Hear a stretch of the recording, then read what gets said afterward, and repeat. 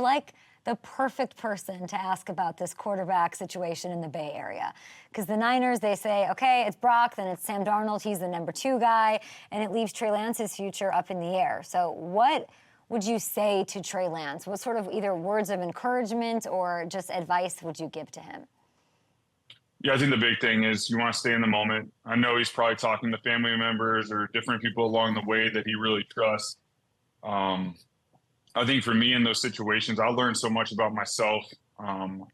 It's not easy. It's definitely an adverse situation, but everything I know about Trey, and I've only got to meet him really shortly on the field, but sounds like he's got a really good head on his shoulders, looks at things the right way. So, I mean, the guy is extremely talented. I think what was he, the number 3 pick in the draft or something like that? Obviously, they did a lot of research on him, and he's an outstanding player. He just needs to be in an environment where he can continue to grow.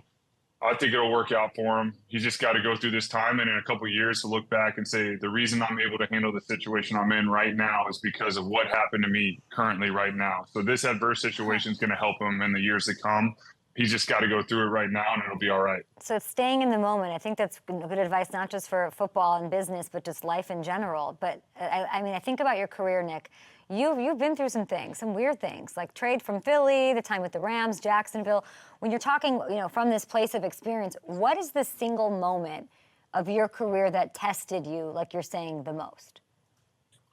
I think every year in the NFL, it tests you in one way or the other. Sometimes it's in the tough times where you're traded and you don't expect it. And then the other times it's winning the Super Bowl and finding a way to come down off that high and realizing that football is going to continue. And then the Super Bowl can't help you the next season.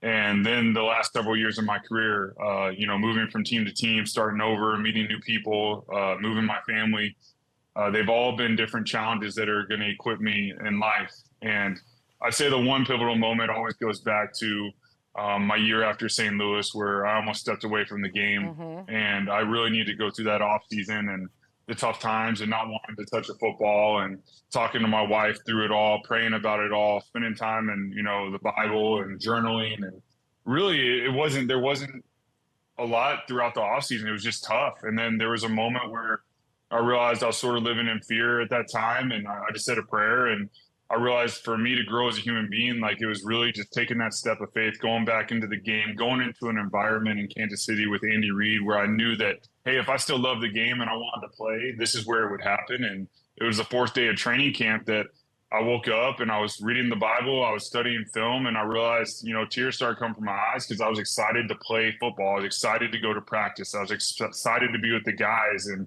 I hadn't felt that in a long time. So I think that moment helped me so much, and it's really been like 7 years since that moment, and so much has happened since. But that moment helped me when the Super Bowl run came, because I realized, like, I went through all that, I can handle this, just staying in the moment, trusting my teammates, obviously trusting the Lord and going through it. But that's why I say the thing about Trey Lance is what he's going through right now is going to help him in the future, no doubt. Hey, thanks for watching. Subscribe here to get the latest Up and Adams content right on YouTube.